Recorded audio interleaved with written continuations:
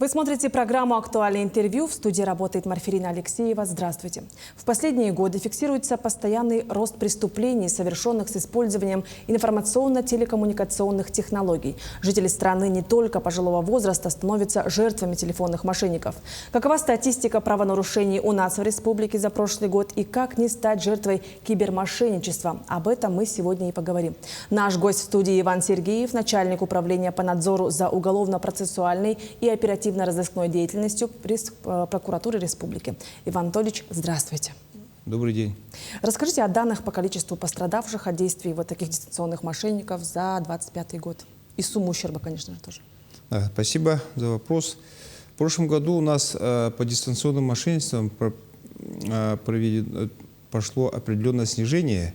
Это, скажем так, в силу тех мероприятий, которые проводятся как и нами, и МВД, и правительством республики, и всеми теми заинтересованными субъектами и лицами. Ну, также, конечно, очень большую роль сыграло изменение действующего законодательства в этой части. Ну, а в целом, если по цифрам взять, то у нас жертвами именно дистанционного мошенничества, когда звонят по телефону, в смысле, предметом разговора у нас как раз является вот этот вопрос, 2,2 тысячи человек. А для сравнения, позапрошлом году было 2,6 тысяч человек, то есть 2200 против 2600. То есть, соответственно, количество жертв у нас уменьшилось, значительно уменьшилось. Размер причиненного ущерба, если до этого составлял 1,1 миллиард рублей, то в этом году у нас 835 миллионов рублей. То есть вопрос, конечно, все равно стоит остро, но тем не менее, начиная с 2016 года, мы вот первый год, в 2025 году, получили определенное снижение в этой части. И вот изменились ли способы и схемы хищений, которые применяются мошенниками, да? Каковы наиболее распространенные, что очень самое такое интересное, чтобы знать, взять на вооружение? Ну, способы мошенничества, они постоянно меняются и адаптируются, потому что и до населения мы доводим определенные вот способы, которые они постоянно используют. Некоторые способы устаревают. Помните, раньше звонили и говорили, что ваш родственник попал в беду, надо выручать его. А вместе с тем, у нас же, как получается, круговорот воды в природе, эти способы в прошлом году, они уже несколько раз тоже на нашем горизонте, на фоне появлялись, вот эти опять же. Но в целом у нас какие способы? Основной способ – это участие в специальной операции.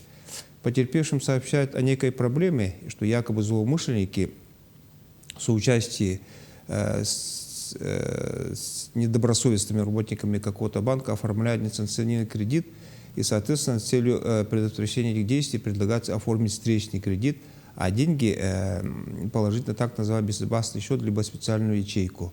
Одним из способов вовлечения потерпевших в комбинацию является поступление звонков от лжесотрудников, то есть якобы звонят с МВД, Росфинмониторинга, ФСБ, Центрального банка России.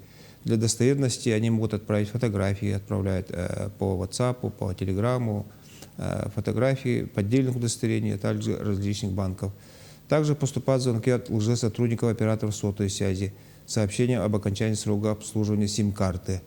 Потенциальные жертвы звонят и представляются работники операторов сотовой связи, сообщается, вот заканчивается срок обслуживания, и в целях избежания блокировки, ну, говорят, продлить. И после этого как бы человек ожидает кодов, а коды являются способом для входа в вашу учетную регистрационную запись на госуслугах. Также, к примеру, это тоже такой распространенный способ, когда от имени вашего руководства, вашего начальника звонят, либо сообщают вам на ваш телеграм-канал, на ваш телеграм-чат, либо WhatsApp о том, что с вами свяжутся работники определенной структуры, выйдут с вами на связь, окажите им полное содействие. Ну и, соответственно, человек уже облапошенный этим сообщением. А они обычно, знаете, как делают? К примеру, сообщение поступает 23:00. Вы же порядочный человек, и, соответственно, 23:00 не будете своего руководителя непосредственно теребить, там, пытать или что-то, и тем более, если у вас коллектив, скажем, не маленький. И, соответственно, потом уже выходит на связь вот этот определенный работник спецслужб, и он говорит, что, мол, с вашего счета идут подозрительные операции, что есть подозрение, что вы финансируете вооруженные силы Украины. Это в основном они так действуют. Да. И тем более и в таком положении большинство наших граждан впадает в определенный ступор, и, соответственно, он уже начинает слепо верить и доверять тому, кто звонил, дабы не оказаться на стороне, скажем так, с той стороной, в которой сейчас идут боевые действия. И, соответственно, он идет во все тяжкие. Соответственно, он начинает оформлять кредиты. Об этом они сообщают своим родственникам.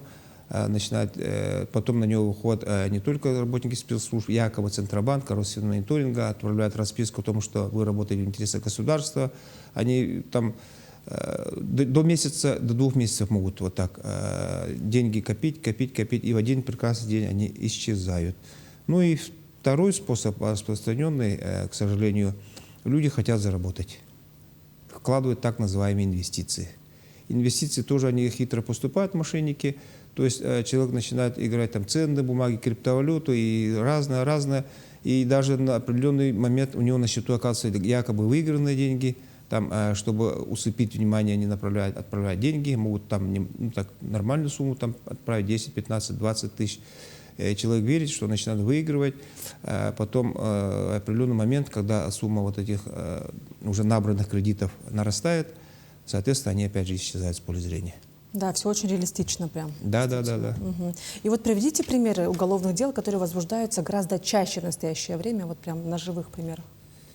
На живых примерах, к сожалению, хочу сказать и предупредить граждан, что дистанционное мошенничество раскрывается, то есть до конечной точки мы практически не доходим. Потому что вы сами понимаете, и довожу до вас всех, что дистанционное мошенничество совершается с территории других государств, стран. Непосредственно очень много мошенничеств совершается с территории Украины. Соответственно, мы до самих бенефициаров добраться не можем, и в большинстве случаев деньги успевают уйти. Ну, не все, конечно, но успевают уйти за границу, и, соответственно, мы их догнать, честно скажу, догнать оперативную службу не могут. Бывают, конечно, случаи, когда, если человек своевременно обратился, банк, либо правоохранительные органы, блокировка счета происходит. И потом уже по решению суда вот эти деньги возвращаются гражданам. Но в большинстве своем мы ловим так называемых соучастников вот этих преступлений, тем, кто предоставил свои банковские счета, так называемые дроперы, которые оказали прямое соисполнительство в совершении этих преступлений. Также бывают случаи, когда ловим обнальщиков, эти деньги же потом обналичиваются и уже другим способом направляются, соответственно, тем бенефициарам, которые совершали те или иные преступления. Но если в качестве примера взять, то у нас сотрудниками управления по борьбе с кибермошенничеством МВД Республики было раскрыто мошенничество в отношении жителей Якутии, нашего с Якутска. Установлены 2 лица, которые принимали участие в преступной схеме инвестиций. И, соответственно, эти граждане были задержаны, арестованы, дела направлены в суд. Всего было установлено за ними, помимо этого, еще 75 эпизодов. Общая сумма похищенных средств, которые совершили вот эти 2 гражданина, составляла 60 миллионов рублей. Дело направлено, в суде рассматривается. Угу. И вот что же вы можете порекомендовать, чтобы уберечься от таких вот преступлений, не стать жертвой злоумышленников? Перво-наперво руководитель ваш не будет писать на ваш WhatsApp или Telegram, что с вами свяжется работник спецслужб, и слепо повинуйтесь его распоряжениям, указаниям. Забудьте. Второй момент. Работники банков вам по WhatsApp, по Telegram, либо Максу не будут звонить. Если даже позвонил работник банка, даже если обычному телефону позвонил, но опять же они могут использовать подменные номера. То есть на вашем телефоне будет светиться действительно номер банка, а это оказалось подменным. Обязательно позвоните, скажите, перезвоните в свой банк, уточните, был ли звонок. И запомните, работник банка не будет запрашивать у вас коды, просить что-то сделать такое. И самое главное, не вступайте в так называемые операции по инвестициям. То есть бесплатный сыр бывает только в мышеловке. Но если вы уже, как говорится, стали жертвой этого дистанционного мошенничества, стали жертвой хищения ваших денежных средств, то немедленно обратитесь в банк, чтобы было заблокировать счета, чтобы успеть перехватить, поймать эти деньги. И, соответственно, параллельно обратитесь в органы внутренних дел. И, соответственно, органы внутренних дел с большей вероятностью соисполнители, про которых я говорил, так называемых дроперов, они помогут и, соответственно, возбудят дело и примут все меры. Ну вот как вы ранее говорили, что раскрываемость таких преступлений очень маленькая, да? Но все же есть эпизоды, вот как вы сказали, 75 целых эпизодов было злоумышленников. Да, есть, Немножко расскажите о таких вот позитивных практиках и, возможно, статистика имеется раскрываемости. Статистика у нас в прошлом году раскрываемость всего 12%, в принципе, именно по дистанционному мошенничеству. Ну, я вот, как я уже сказал, вот у нас недавно был случай в одном из городов, не в Якутске, вышли на одного работника большого предприятия, водителя. Он, видимо, всю жизнь накапливал эти денежные средства, вовлекли его в так называемые инвестиции, и, соответственно, он около месяца ему, скажем, обрабатывали его, пудрили мозги, если быть простым языком говоря, и они сумели выманить у него порядка 6 миллионов. 6 миллионов порядка успели выманить. И что интересно, все равно вот те ограничения, которые государство ввело в части переводов через банки, там ограничения же введены, время заморозки и тому подобное, и банки просто так не пропускать, им наличивают. Они прислали курьера из Москвы, прямо курьера. Курьер приехал и выбрали то место, где у нас камеры видеонаблюдения отсутствуют. И состоялась передача. Передача не 6, а 5 миллионов. 5 миллионов были переданы курьеру, но тем не менее курьеру и все. И потом через несколько дней, только по-моему, через неделю потерпевший обратился в органы правопорядка. Органы правопорядка тут же в первые часы работы по этому мошенничеству смогли установить курьера. То есть курьер, когда забрал деньги, он позвонил по телефону, вызвал таксомоторную службу, и через таксомоторную службу установили, оказалась женщина, и что женщина улетела в город Москва. И потом купила билет уже в другой регион. И, соответственно, путем взаимодействия, путем направления суда оперативных служб, та женщина, курьер, была доставлена в тот город, где совершено преступление, здесь в Республике Саха-Якутия. В настоящее время содержится стражей и предъявлено обвинение. Ну что ж, Иван Анатольевич, спасибо, что вы уделили время и ответили на наши вопросы. Спасибо.